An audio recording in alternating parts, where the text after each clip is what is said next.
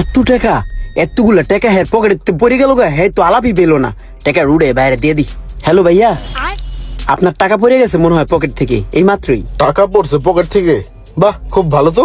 টাকাটা তো পকেট থেকে পড়ছে আমি দেখিও নাই। তুমি তো চাইলে নিয়ে যেতে পারতা। তোমার ভিতরে তো লোভ নেই, সৎ ছেলে।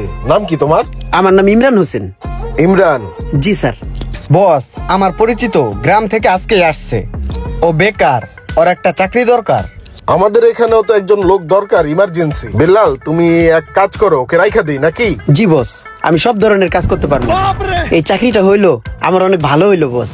সমস্যা নাই, তুমি আজকে থেকেই এই দেখাশোনার দায়িত্বটা পালন করো। জি বস। থাকো। আসসালামু আলাইকুম। ওয়ালাইকুম আসসালাম। বস, একটা কথা শুনেন। ও আমার পরিচিত ঠিক আছে, গ্রাম থেকে আসছে। ওরে কি প্রথম অবস্থায় এরকম একটা শোরুমে চাকরি দেওয়া আমাদের ঠিক হইবে?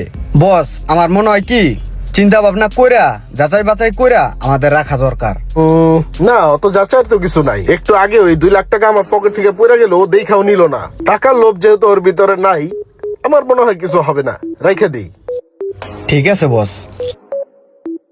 ভাই, আপনার চয়েস একবারে ফার্স্ট ক্লাস চয়েস। এটা 4.5 গ্রেডের মাল, আমাদের লটের সব থেকে ফার্স্ট ক্লাস গাড়ি। এটা স্পেশাল এডিশন, আপনি যে কোনো ভাবে যাচাই করে দেখতে পারেন।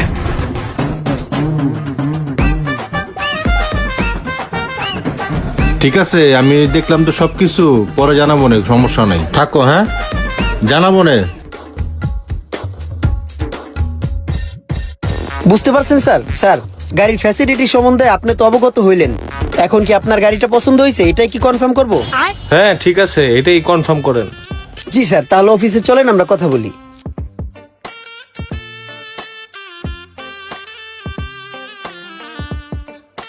স্যার, এই ভাইয়াটা আমাদের ওই সামনের একুয়া 4.5 গ্রেডের গাড়িটা পছন্দ করছে, সে এটা নিতে চায়। একটু কথা বলেন স্যার। আচ্ছা, ওই গাড়িটা আপনি আজকেই নিতে পারবেন চাইলে। গাড়িটা আজকে আপনাকে রেডি করে দিতে পারবো। আর নাম্বার করতে দিলে 2 দিন পরে নাম্বার পাবেন। সমস্যা নাই। এখন এই যে এখানে 10 লাখ টাকা আছে, রাখেন বায়না হিসেবে।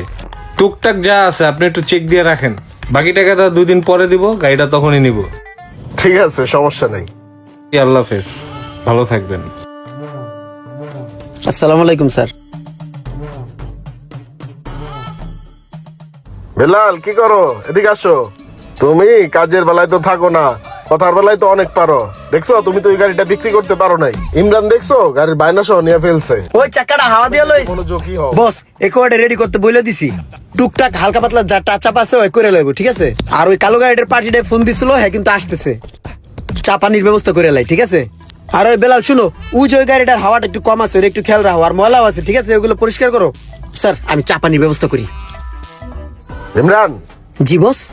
এই যে 1 লক্ষ টাকা ওই ব্রিজের ওইখানে একজনকে দিয়ে আসতে হবে। শিওর। আমি তোমাকে হোয়াটসঅ্যাপে নাম্বার দিয়ে রাখতেছি। আর এই টাকাটা তুমি রাখো, চা খাও। হ্যাঁ জি স্যার। আবার বিল্লাল রে বললো না। না স্যার, বলবো না, ঠিক আছে? আসি, আসসালামু আলাইকুম। বস, ওরে দিয়া যে এই যে বড় বড় লেনদেন গুলা করতেছেন, এগুলা কি ঠিক হইতেছে? কেন আমি আগে করতাম না? আমারও তো কইতে পারতেন, আমি গিয়া লেনদেনটা করে আসতাম। অতিভক্ত কিন্তু চোরের লক্ষণ। হুট করে যে একটা লোক এত বিশ্বাস করতেছেন, একটু সাবধানে থাকেন। আমাকে বলো তুমি সাবধানে থাকতে। বিল্লাল, তুমি আমাকে চেনো না? তোমার একদিন আগে হইলেও আমি কিন্তু এই দুনিয়াতে আসছি নাকি? তোমার চাইতে কোনো কিছু আমি কম বুঝি না।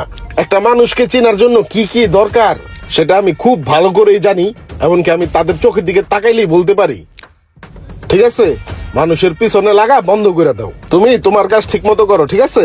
নিজের চরকায় নিজে তেল দাও। যাও, মানুষের পিছনে লাগে থেকে সময় নষ্ট না কইরা সময়টা কাজে লাগাও। কাজ করো, লাভ হইব।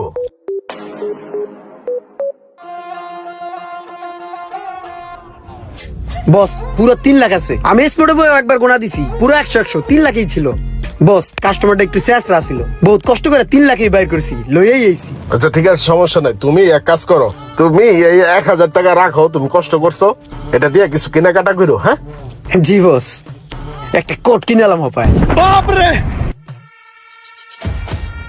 বস, আমি এদিকে কত বছর যাবত চাকরি করতেছি, আজ পর্যন্ত কোনোদিন খুশি হয়ে 100 টাকা বকশিস দিলেন না। আর ওরা 1000 টাকা আপনি বকশিস দিয়ে দিলেন। বস, আপনার কি মনে হইতেছে না আপনি কোন দিক থেকে উল্টাপাল্টা করতেছেন? ওই আমার পরিচিত ছিল, ঠিক আছে, আমার কাছে কিছু না জিজ্ঞেস করে ওরা চাকরিতে রাখছেন। দ্বিতীয়ত, ও যেদিন থেকে চাকরিতে ঢুকছে ওই দিন থেকে আমি ওর ভিতরে গরমিল পাইতেছি। চুপ করো বিল্লাল। তোমার মধ্যে অতিরিক্ত লোভ ঢুকে গেছে আমি দেখতে পারতাছি তো। ওই কাজ কামে তো কোনো মনোযোগ নাই, একটা গাড়ি তো সেল করতে পারলা না। ও তো ঠিকই 2-3টা গাড়ি সেল করে ফেলাইছে। তুমি কি করো? চিপা চিপায় বসে থাকো। ও শোরুমে সব ধরনের সব কাজগুলো বুঝে নিচ্ছে। তুমি তো একটা কাজও নিজের আগ্রহ তো করো না। ও দেখছো সব কাজগুলো করে, শুধু কথার বেলা পাকনামি করো। তোমার একবার আমি না করছি না যে মানুষের পিছে লাগা বাদ দাও, নিজের কাজ নিজে করবা, নিজের কাজ নিজে মনোযোগ দিয়া করবা। বেরো ওই জায়গা থেকে, ফাউল পোলা পাইন।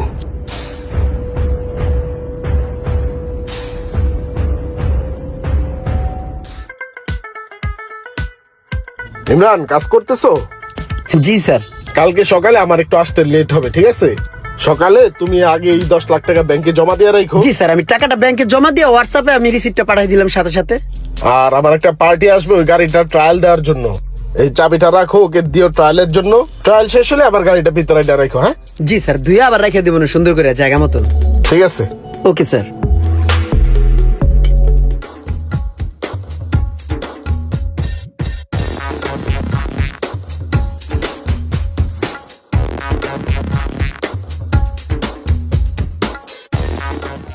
মানুষের উপরে এক, ভিতরে আরেক।